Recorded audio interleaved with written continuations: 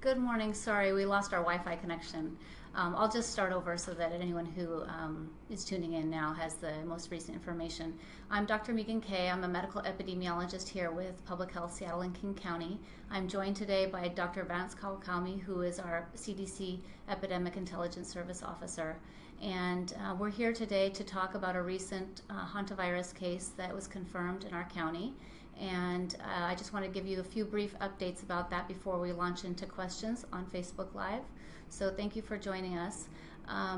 Quick update, we were able to confirm late last night a third case of locally acquired hantavirus infection. We had provided an update earlier in the week that we suspected a case of hantavirus infection in a woman in her 50s who lives in Issaquah. And we got test results available last night that confirmed that infection.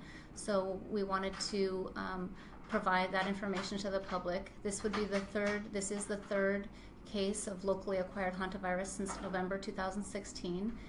Prior to that, our most recent locally acquired case was in 2003. So this is unusual, and we want to make sure the public is aware of this increase in risk of hantavirus infection.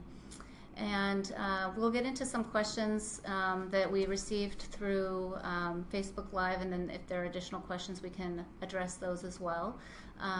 One of the first comments that we received from Mark Waterbury is that these cases in Issaquah, Public Health has said these cases in Issaquah are not related, and that of course they are. Just to clarify that point, so hantavirus is transmitted by the deer mouse. People get infected by inhaling viral particles that have been deposited in mouse droppings and urine. And so this virus is not transmitted person to person. So when we say these cases are not connected, what we mean is that they were not infected by the same deer mouse, and that they were not infected by each other. Though they're both located in Issaquah, and we've had another case in November that was in Redmond, this does suggest a cluster of cases, and we're not saying that is not the case. There is a cluster of cases, and it potentially an increased risk of hantavirus this season, though the explanation for that is still a bit unclear. There's another question from Kristen about identifying a deer mice and any advice about how to identify deer mice. So we brought some pictures that we have here. The most distinguishing characteristic is the white underbelly and white feet.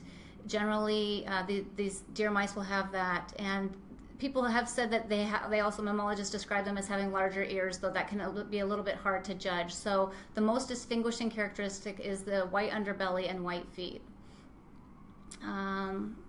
And let's see here. Just to clarify, that's in comparisons to the house mouse, which is about similar size, but typically is usually gray and brown entire. It doesn't have the under white belly, and the under of the tail is not white also. So great, thanks, Vance. Another comment by Heather to emphasize that poison is not the answer. So we recommend, and CDC recommends, using snap traps as a way to eliminate rodents that are in the house. These traps are better than using sticky glue, for example, because with those live traps, they can allow the mouse to defecate and urinate, and that would increase the amount of virus that was produced into the environment. So snap traps are the recommended option for controlling rodents. If you have a heavy rodent infestation, then public health recommends consulting professionals. So pest control companies should really be consulted in heavy rodent infestations. We also have a question from Stephanie. Her question is, having an indoor-outdoor cat, is my family at higher risk based on a transfer by him? Thank you for that question, Stephanie. So, cats and dogs are not able to be infected by hantavirus, but due to the predatory nature of cats and catching rodents, there is potentially a risk if your cat were to catch a deer mouse and bring into your house that was infected. So, I mean, the main thing with that is basically practicing precautions when dealing with any dead rodents, and there's information on our website and CDC. But basically, you're going to want to wear gloves, possibly even spray the dead body with diluted bleach, and then place it in 2 separate bags before disposing. And you can, as long as it's sealed in 2 bags, you can place it in your regular garbage disposal. And then obviously when you're taking your gloves off, you want to wash your hands with the gloves on before taking your gloves off, and then wash your hands after. We do have a related question that's come in from Terry. Can feral cats transmit it from eating or killing them? Yes, No. Yeah. Cats cannot infected. transmit. Yeah. They can potentially have antibodies to the virus, which suggests that they are infected with the virus, but they cannot transmit it further, and they cannot. They wouldn't develop symptoms. So it's basically knowing that cats, like Vance said, cats can put you in closer proximity to the rodent carrier of this, the deer mouse in our area. We have another question from Cami. Her question is, we live on the edge of a very large wooded area south of Squak, Renton, Issaquah border. Kids play outside. I walk our dog almost daily on the trails. Any suggestions for staying safe? So Cami, I think it's an important question, since I know a lot of people in the area probably spend a lot of time outdoors. The main thing to realize, like Meagan mentioned, in regards of potential risk, is really risk to exposure of dried feces, urine, and saliva from an infected deer mouse that gets kind of like a dust that kind of gets aerosolized into the air. So typically the highest risk is going to be in kind of confined areas, maybe like an outdoor shed, possibly crawl spaces where there's not a lot of ventilation. So enclosed spaces, yeah. So when you're talking about outdoors, I think the main thing with that is basically, making sure your kids are not playing around areas where there might be evidence of a rodent's nest, and also being careful where you let your dog wander in that area. So the bottom line with that is, as we mentioned earlier, this is a rare disease. Even though we are seeing, a cluster of cases in the area, I think the risk at outdoors is fairly low in that situation. We also have a question from Andrea, who asks, what are the symptoms to look for? So the symptoms of hantavirus, they start out with a nonspecific febrile or fever-like prodrome illness. So that would be fever, headache, body aches, and then some people also have abdominal symptoms, so nausea, vomiting, diarrhea, and that occurs for the first few days, and then after the first few days, the symptoms will progress into developing cough, shortness of breath, difficulty breathing.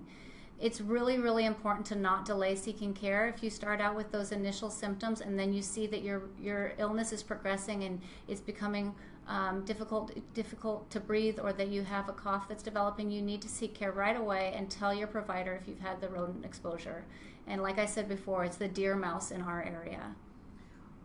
Thank you. So Esperanza asked in Spanish, so I hope I'm getting this correct, but she asked, my son touched a dead rat on the patio, and now I'm wondering what I should do.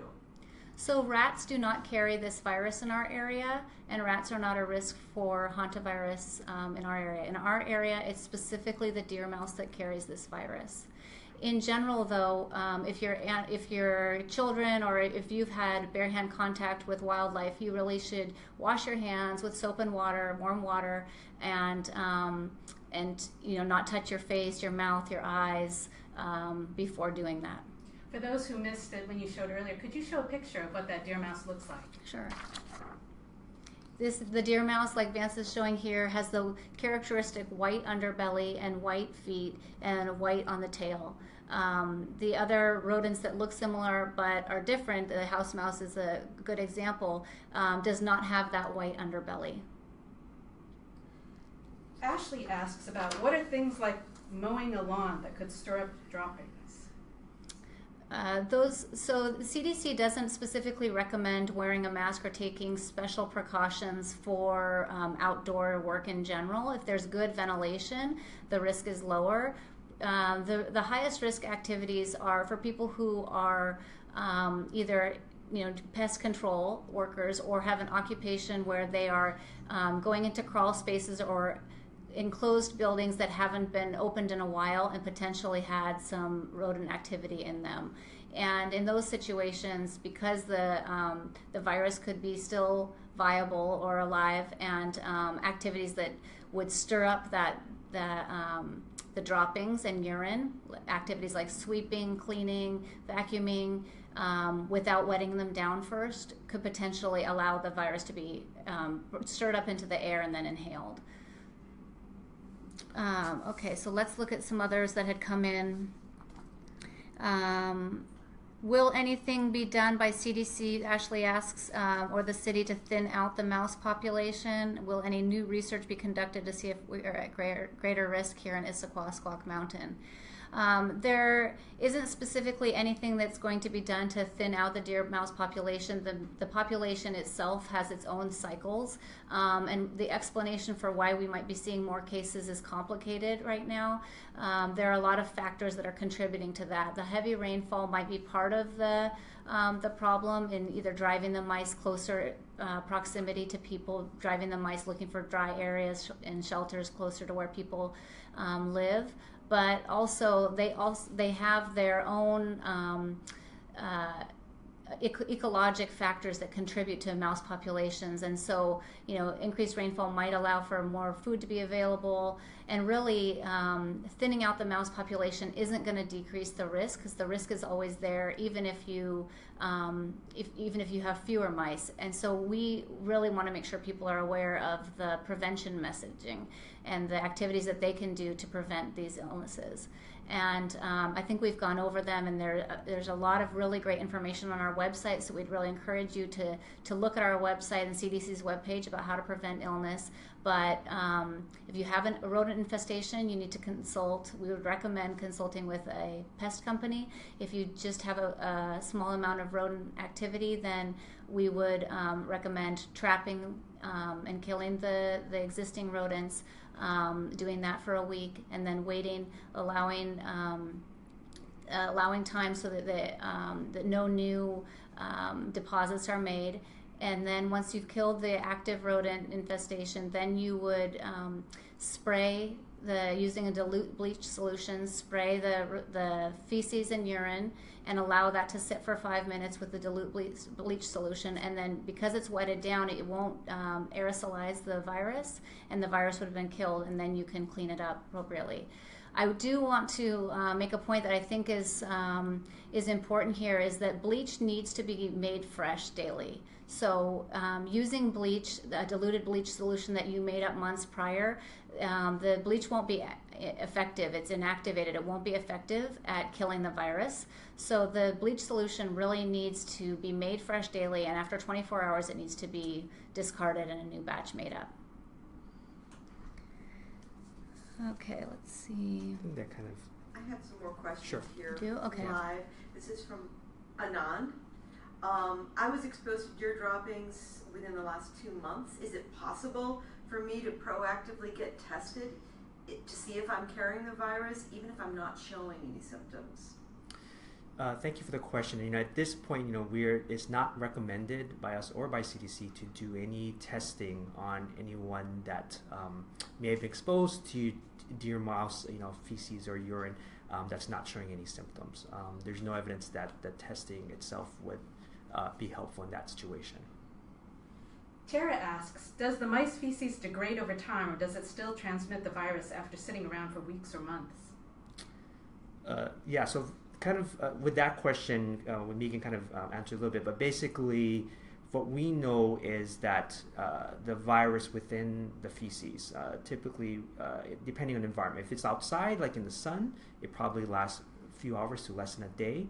If it's in a more less sunny environment, maybe like a room, it may last up for several days. And so basically what we're recommending is if you have a situation where you find feces or any urine droppings or a nest, you want to treat it as potentially infectious, and you definitely want to spray it with the diluted bleach and let it sit for at least 5 minutes before you do any kind of cleanup. But in general, if it's been feces that was sitting in an area for over a week, it's probably not infectious. It looks like that's all of our questions right now that we're getting in live on Facebook Live. Is there anything else that you want to make sure that people really understand about hantavirus before we close out this session? I think we've covered the main points. I just want to make sure people are aware that we have resources available on our website. If you have questions or just tuning in now, you can visit our website for information about how to identify deer mice, how to prevent illness, and what to do. And it's really just important, if you develop symptoms and you're aware of an exposure to deer mice, that you seek health care as soon as progression of illness occurs. If you're developing any cough, shortness of breath, and have had a few days of fever and body aches, headache, you really need to seek care immediately and to let your provider know about your rodent exposure. Because hantavirus is rare, it's not going to be the first thing most providers would consider, so we would just want to make sure that you tell providers about your rodent exposure, that you were exposed to deer mice, and so that they can determine whether hantavirus testing is indicated. And our website for public health is kingcounty.gov/health, and it's on the front page. Thank you so much. Thank you. Thank you.